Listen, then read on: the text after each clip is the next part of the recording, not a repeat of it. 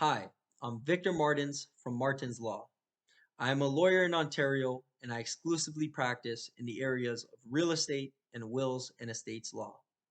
In this video, I will highlight Apple's new Legacy Contact feature, which allows you to determine who can access your Apple account files and information after you pass. The successor of your Apple account can be appointed right from your iPhone, iPad, or Mac, making it an easy to do and important part of your overall estate plan that does not necessarily require a lawyer. The year is 2022, and more than ever, we are glued to our cell phones. Many of us cannot leave our houses without them. Our cell phones are a driving force of our work lives, as well as a key source of entertainment during our downtime.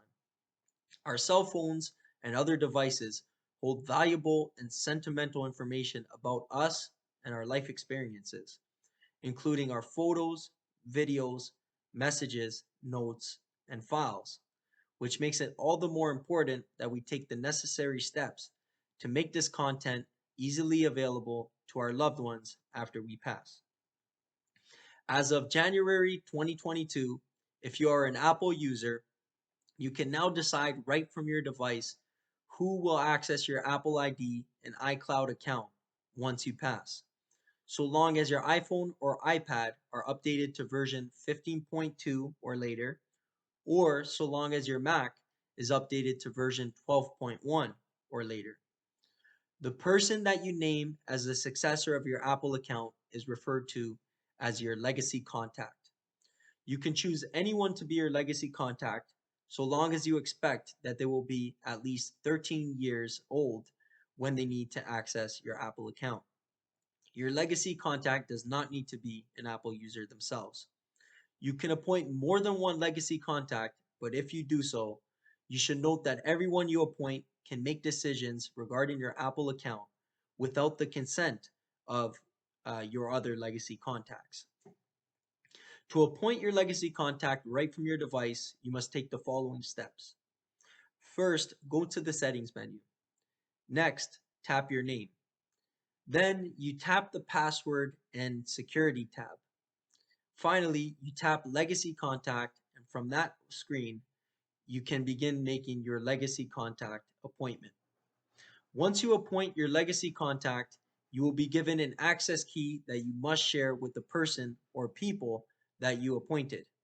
It is crucial that your legacy contact retain the access key in a place where it will not be lost and it will be easy to access when necessary.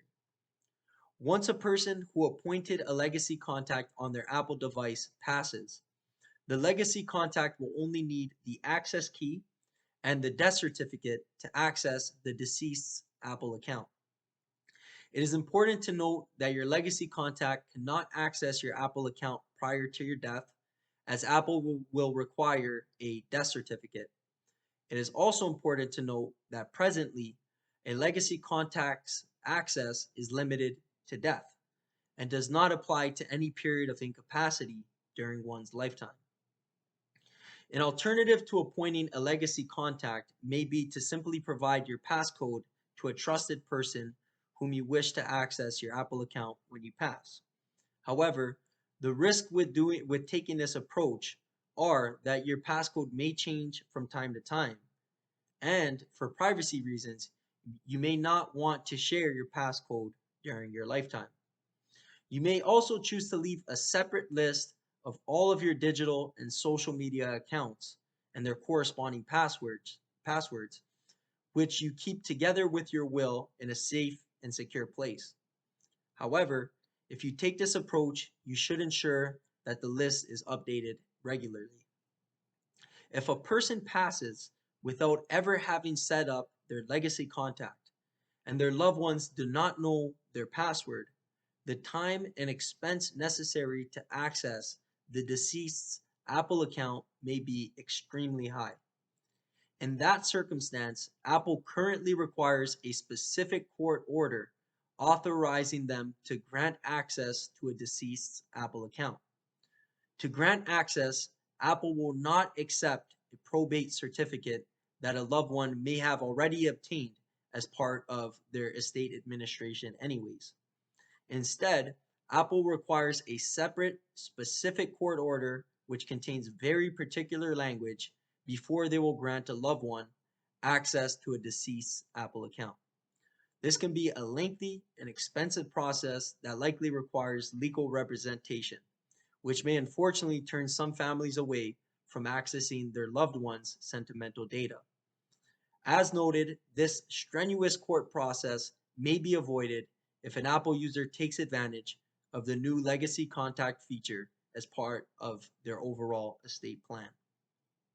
Should you have any questions regarding the appointment of a legacy contact from your Apple device, or if you require assistance with your estate planning documents, please contact our office.